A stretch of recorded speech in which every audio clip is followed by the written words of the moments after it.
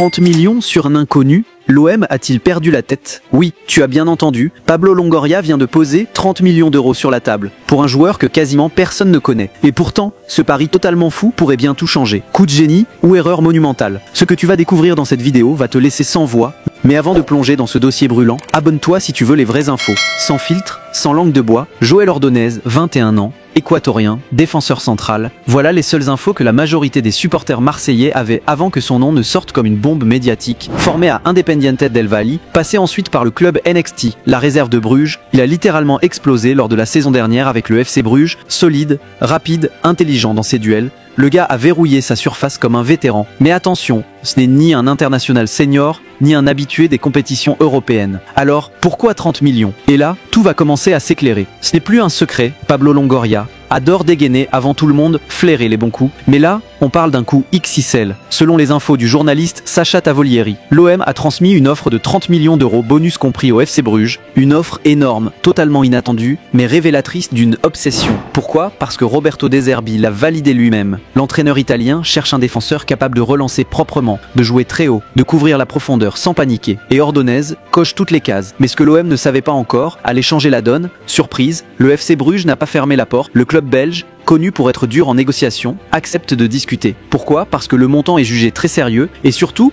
parce que le joueur lui-même veut rejoindre l'OM. Selon plusieurs sources, Joël Ordonez aurait déjà donné son accord verbal, refusant même d'écouter d'autres clubs. Il serait prêt à forcer son départ si Bruges bloque l'affaire. Un message clair. Et là, tout a basculé. L'arrivée d'Ordonez ne passe pas inaperçue en interne. Et certains joueurs commencent à grincer des dents. Trop de concurrence, trop de rotation, trop de risques d'instabilité. Mais De Zerbi assume totalement. Il veut une charnière de haut niveau pour résister à la Ligue 1 et à l'Europa League. Mais ce que peu de gens savaient à ce moment-là, c'est que d'autres clubs commençaient à bouger. Même si l'OM a été le premier à bouger, d'autres clubs s'activent dans l'ombre. En Angleterre, Nottingham Forest et Brentford ont pris des infos. En Espagne, le Betis Séville est en embuscade. Mais Marseille a un avantage décisif. Le joueur veut l'OM. Ordonez a clairement fait savoir qu'il veut jouer au Vélodrome, qu'il a choisi la ferveur marseillaise, qu'il veut progresser sous De Zerbi. Reste à savoir si Bruges acceptera ou jouera la montre. 30 millions d'euros. Pour un joueur sans référence continentale, c'est un pari risqué. Mais si ça marche, Marseille tient peut-être le nouveau Saliba, un monstre défensif à revendre un jour à 70 millions. Mais si ça rate, alors ce sera un nouveau Mitroglou.